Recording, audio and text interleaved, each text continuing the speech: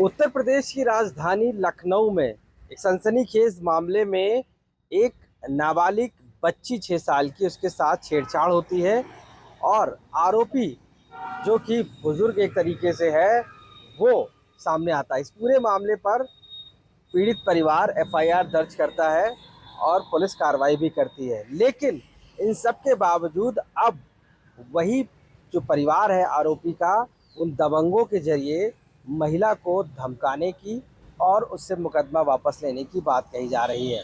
अब ये महिला दर दर की ठोकरें खा रही हैं, चक्कर लगा रही हैं थाने पुलिस के कि कैसे इनकी मदद हो, चूँकि इनकी ही बच्ची के साथ छेड़छाड़ हुई है और कहीं ना कहीं अब उसको लेकर ये परेशान हैं। इनसे पूछते हैं, ये बताइए कि आपकी बच्ची के साथ पहले क्या हुआ था?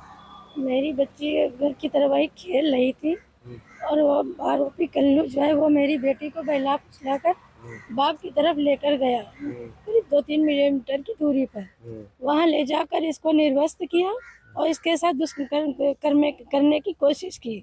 जब ये मेरी बच्ची रोते हुए घर आई, जब मैं उसके घर कहने गई तो उसने हमको धमकाया और मेरी बच्ची को भी धमकी दी कि घर पर बताओगी जाकर तो हम मार डालेंगे। अब अब हम क्या करें? हमने थाने में भी एफआईआर करवाई। आपकी पुलिस ने मुकदमा तो दर्ज कर लिया है, आरोपी को गिरफ्तार भी कर लिया है। हाँ, अब लेकिन दिक्कत क्या हो रही है? अब दिक्कत ये हो रही है कि उसको हमने सुना है कि उसे छोड़ दिया गया है और अब हमारे हमारे घर पर डर बना हुआ है। हमारी बच्ची स्कूल नहीं जा पा रही है। अच्छा, मेरे घर में आज 5 दिन से खाना भी नहीं बना है। सब लोग भूखे प्यासे मेरे घर पर है। तो कौन आप लोगों को धमका रहा है अब और क्या कह रहा है इस समय? वो ये कह रहा अपना मुकदमा वापस ले लो और वरना हम आप लोगों को छोड़ेंगे नहीं। अच्छा, बच्ची स्कूल जा पा रही है? जी नहीं, मेरी बच्ची स्कूल नहीं जा पा रही है। अच्छा, तो अब आपने पुलिस से संपर्क करने की कोशिश की है, उन्होंने क्या बताया, कुछ मदद की? नहीं, उन्होंने हमारी कोई मदद नहीं की है। हम 5 दिन से वहाँ भटकते रहे, हमारी कोई सुनवाई भी नहीं हुई है। हम मजदूर इंसान, अनपढ़, हमें क्या मालूम हम क्या करें। वो लोग अपनी मर्जी से हमारा अब तहकीकात कर रहे हैं, हमारे हिसाब से कुछ भी नहीं किया है। नहीं तो क्या अब आप लोग वहाँ जहाँ रह रहे हैं वहाँ रह पा रहे हैं, क्या दिक्कत है? जी नहीं, हम वहाँ नहीं रह पा रहे हैं। अब हम अपना घर बेचने पर मजबूर हैं।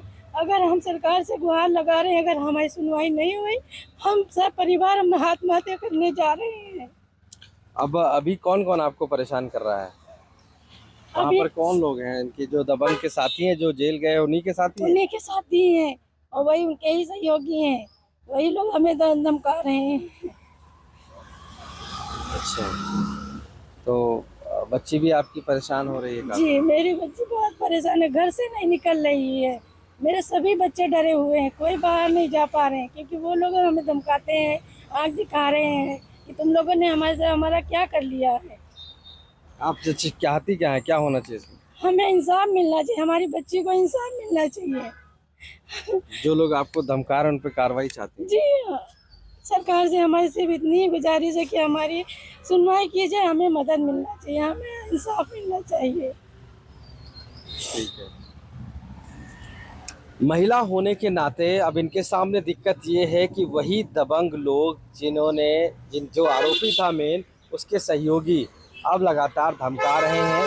बच्ची स्कूल नहीं जा पा रही है, परिवार पलायन की स्थिति में आ गया है और ऐसे में मदद की गुहार लगा रहा है कि कैसे भी उन दबंगों से इनको छुटकारा दिलाया जाए, क्योंकि जिस तरीके से अब ये परिवार वहाँ रह रहा है, बताया पिछले 5 दिनों से खाना तक नहीं बना पा रहे हैं। बच्चों की हालत ये है कि स्कूल नहीं जा पा रहे हैं और ऐसी हालत में मदद की गुहार है। लखनऊ से आशीष श्रीवास्तव, आज तक।